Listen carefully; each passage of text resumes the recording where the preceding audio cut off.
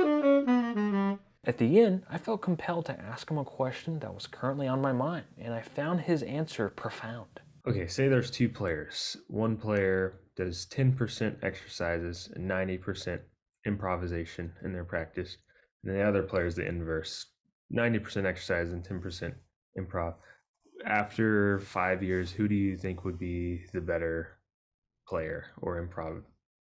Yeah, that's a great question. I think context is important, but I would say like my knee jerk to that is the latter. Just because the latter is kind of like it may feel more robotic and mechanical in the short term, but in the long term, it kind of goes to what I was saying personally for me. It's like if you have a really strong understanding of the foundation, right, and you can understand why, okay, 90% of what I do is like learn phrases and I play them right, and there's 10% that's in there for me to kind of wiggle around with. For me, it's a little bit more of the delayed gratification type thing too, because you get to see the process of it a little bit more. I feel like you'd be hard pressed. Not everybody, I'm sure there's outliers, but I feel like most people, if we're shown something, even if it feels a little bit robotic or mechanical, if you buy into it, then 5 years down the road, you're going to hear, like I said, into the future, you're going to hear why, okay, this sound is going to resolve where it is, or I know how to do that. Versus like, okay, let me improvise for 90% of what I'm doing and then try to make sure that 10% of it is covering the bases, or however you want to think about it. I feel like I've met more players, and in teaching particularly, I think it's a better route to go the latter. I do think that there needs to be more space for improvisation in our practice routines, but I think when I was structuring my practice routine as a kid, I tried very hard to be kind of like the dessert part of the practice at the end, and specifically when I got to that, it would be like, okay, let's say we have an hour to do tunes or whatever. The first 30 minutes would be really centered around, okay, how do I imply the things that I spent the last 3 hours doing, right? And then the last 30 minutes would be my chance to play, because I feel like inevitably what might happen to everybody in this group time and time again is like, okay, the playing is enjoyable, but you come to a part where you're like, I'm playing the same things, or it's not enjoyable, right?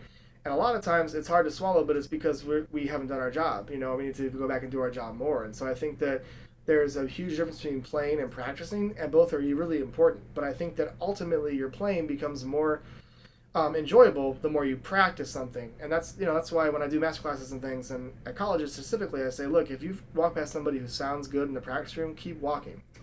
Find the cat who sounds terrible, because there's a good chance that they're actually working through something. Super interesting. I guess it really all goes back to delayed gratification. The seventh and final tip of this video is by Andrew Gould, who is one of the most in-demand players in the New York scene today. He's performed with James Moody, Ron Carter, John Faddis, the Vanguard Orchestra, and even Mac Miller in Fifth Harmony. He's the lead alto of the popular 8-bit big band, and he is a personal one of my favorites with one of the best alto sounds I've ever heard. In week 44 of the mentorship series, he gave a masterclass on effective practice for better improvisation, giving a brilliant rundown of everything he focuses on when practicing. A highlight of the masterclass was where he explained what he does when he doesn't have as much time to practice as he wishes, a conundrum I'm sure most of us can often relate to.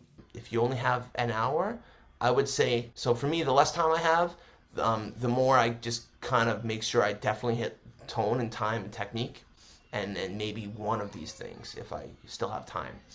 But the priority things are tone, time, and technique. And that's why when people ask me, so Andrew, what do you practice these days?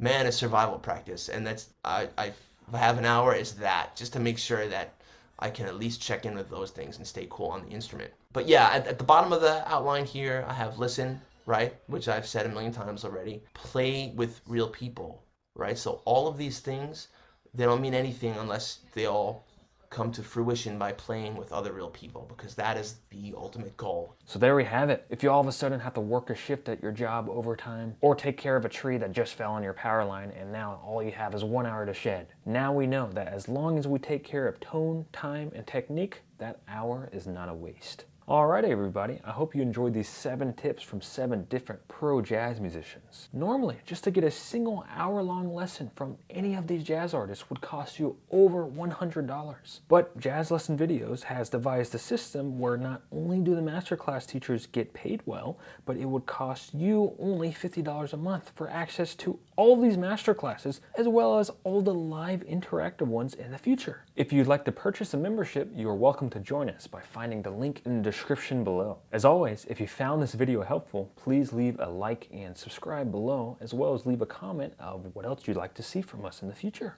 Thank you everybody. I'll see you next time.